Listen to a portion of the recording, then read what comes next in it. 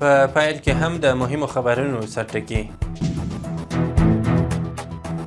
د امریکا سره د اړیکو رغېدو ته د بهرنیو چارو وزارت د سرپرست هیلهمندي.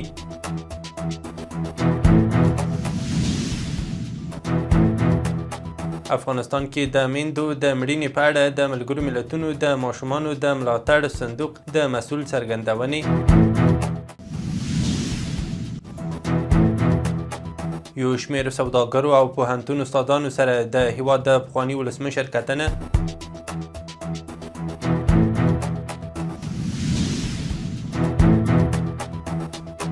او د پاکستان د الوتکو پر مخ د هند هوایي حریم تړل کېدل.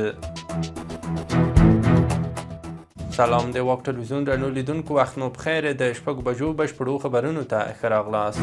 د بهرنیو چارو وزارت سرپرست امیرخان متقي الجزیرې سره په یوه مرکه کې ویلي چې اسلامي امارت له امریکا سره اړیکو ته چې د امریکایي پلاوي تر سفر وروسته پیل شوې هیلهمند دی. نوموړي له امریکا سره د اړیکو په تړاو د غرض ویلي که د ناسمو تبلیغاتو پر ځای اوسني واقعیتونه په پام کې ونیول شي، د اړیکو د ښه والي لپاره به یو رښتینی فرصت برابر شي. ښاغلی متقي په کور دننه د خبرو اترو په اړه د یوې پوښتنې په ځواب کې زیاته کړې چې نه غواړي تېرې ترخې تجربې تکرار شي. اسلامي امارت عمومي عفو اعلان کړی او ټینګار کوي چې افغانستان د ټولو افغانانو ګډ کور دی او سرپرست حکومت د ټولو خلکو استازیتوب کوي. د ملګرو ملتونو د ماشومانو د ملاتړ صندوق یا یونیسف پر خپله ایکس پاڼه لیکلي چې په افغانستان کې د میندو 90 سلنه مړینې د ساده او کمو امکاناتو پر مټ د مخنیوي وړ دي. دغه بنسټ په بشري چارو کې د ملګرو ملتونو د سرمنشي د مرستیال ټام فلیچر یو پیغام خپور کړی او ټینګار کړی چې یونیسف یوازې د 80 سلنه روغتیایي مرکزونو ملاتړ کولی شي. یونیسف خبرداری ورکړی چې د مرستو کمښت ښایي د امیندواره ښځو د ملاتړ په برخه کې د دغه بنسټ وړتیا اغېزمنه کړي. د هیواد پخواني ولسمشر حامد کرزي په کابل کې له یو شمېر سوداګرو او د پوهنتون له استادانو سره کتلي دي. د پخواني ولسمشر پر ایکس پاڼه راغلي چې په دې لیدنه کې پر مسؤلینو غږ شوی چې د نجونو پر مخ دې د ښوونځیو او پوهنتونونو دروازې زره تر ژره پرانیزي. ښاغلي کرزي دغه راز د تلپاتې سولې او ثبات د ټینګښت لپاره ملي تفاهم هم اړین بللی دی.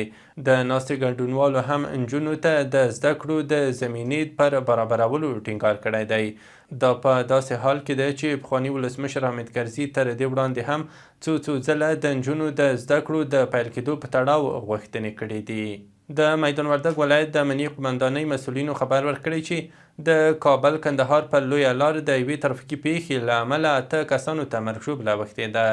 د یاد ولایت د امنیې قمندانۍ ویاند یوسف اسرار رسنیو ته ویلي چې دغه پیښه د میدان وردګ ولایت سیدآباد ولسوالۍ په اړوند سیمه کې له اسکواټور سره د یوه فیلډر موټر د ټکر له امله رامنځته شوې چې 8 کسان پکې ټپیان شوي دي.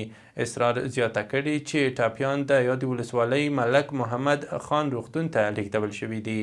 افغان پانګوال میرویس عزیزي پر خپله ایکس پاڼه لیکلي چې د افغانستان د انرژۍ تولید لپاره پر خپلې کړې ژمنې ولاړ دی او په دې برخه کې د 10 میلیارده ډالرو په ارزښت د 10,000 میګاواټه برېښنا تولید طرحه بشپړه شوې ده.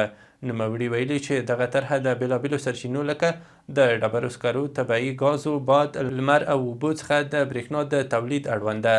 د زیب خبره راتلونکې اونۍ به کابل ته د خپل سفر پر مهال د دغه طرحې د پلي کېدو په تړاو د سرپرست حکومت له چارواکو سره ناستې وکړي او دغه راز به خبریالانو ته هم په یوې خبري غونډه کې په دې تړاو لا ډېر جزئیات ورکړي.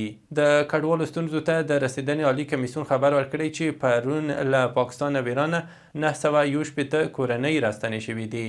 د یاد کمیسیون دارالانشا د یوې خبرپاڼې په خپرولو سره ویلي چې د تورخم له لارې 270 کورنۍ هېواد ته راستنې شوې او یاد شمېر کورنیو 1500 تنه غړي ثبت او بایومیټریک شوي دي.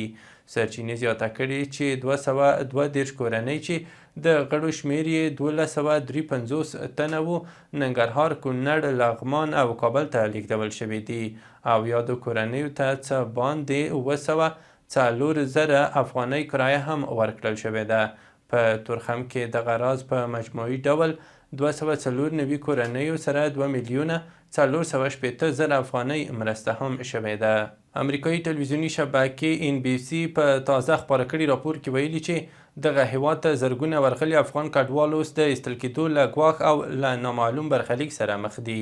په راپور کې ویل شوي چې دغه افغان کډوالو ته د خوندیتوب او ملاتړ ژمنې ورکړل شوې وې، خو اوس د امریکا د کډوالۍ د تګلارو د بدلون له امله ورسره شوې ژمنې له منځه تللې ښکاري. په امریکا کې یو شمېر بنسټونو د ټرمپ د کډوالۍ اړوند تګلارو په تړاو توند غبرګونونه هم ښودلي دي. د شمیرو له مخې د کډوالۍ اړوند د سپینې ماڼۍ د تازه بندیزونو له امله نږدې 200,000 هغه افغانان چې له امریکایي ادارو او ځواکونو سره په افغانستان کې دندې کړې وې د بیا مېشتېدنې غوښتنلیکونه یې اغېزمن شوي دي. د ټولګټو چارو وزارت په یوه خبرپاڼه کې ویلي چې په حیرتان بندر کې له چین هیواد څخه د اوسپنې پټلۍ له لارې د چین، قرغیزستان، ازبکستان او افغانستان ترمنځ د رامنځته شوي اقتصادي دهلیز په چوکاټ کې حیرتان بندر ته د 10,000 فوټ کانټینرو سوداګریزو توکو د رارسېدو په تړاو مطبوعاتي کنفرانس او مراسم ترسره شول. د خبرپاڼې د معلوماتو له مخې په یادو مراسمو کې د ټولګټو وزارت د اوسپنې پټلۍ مرستیال مولوي محمد اسحاق صاحبزاده، د چین هیواد سفیر او ګڼ شمېر اماراتي ادارو مسؤلینو او بهرنیو هیوادونو استازو ګډون کړی و. یاد دهلیز چې د چین، قرغیزستان او ازبکستان له لارې تیریږي د افغانستان د حیرتان مزار شریف د اوسپنیزې کرښې سره نښلول شوی دی. د ننګرهار ولایت د کانونو ریاست مسؤلینو ویلي چې د روان 1404 کال په 13 اوري میاشت کې څه باندې 6 میلیونه افغانۍ عواید راټول کړي دي. د یاد ریاست مطبوعاتي مسؤل رحمت الله شیرزاد رسنیو ته ویلي چې دغه ریاست د روان 1404 کال په 13 میاشت کې 6 میلیونه 340,000 افغانۍ عواید راټول او د دولت خزانې ته سپارلي دي.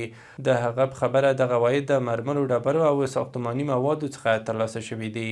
د لوګر ولایت ځایي چارواکي وایي چې په دغه ولایت کې د ملي بس شرکت خدمات له 10 کلن ځنډ وروسته بیرته پیل شول. په دې اړه جوړو شوو مراسمو کې د یاد ولایت مرستیال والي مولوي محمد انور دین پرور وویل چې د ملي بس خدماتو پیل د یاد ولایت ولسونو لپاره یو ښه زیری دی او د دغه ولایت اوسیدونکو ته پکار ده چې پلازمینې کابل ته د تګ راتګ پر مهال له ملي بس موټرو څخه کار واخلي. نوموړي ویلي ملي بس ترانسپورټي شرکت هم باید د ولس په غوښتنه او له وخت سره برابر ترانسپورټي خدمات ولس ته برابر کړي. د جموں کشمیر پهلګام په سیمه کې له برید وروسته هند په یوه تازه اقدام کې د پاکستان لپاره د خپل هوایي حریم د تړلو خبر ورکړی دی. تر دې څو ورځې وړاندې پاکستان هم د هندي الوتکو لپاره خپل هوایي حریم تړلی و.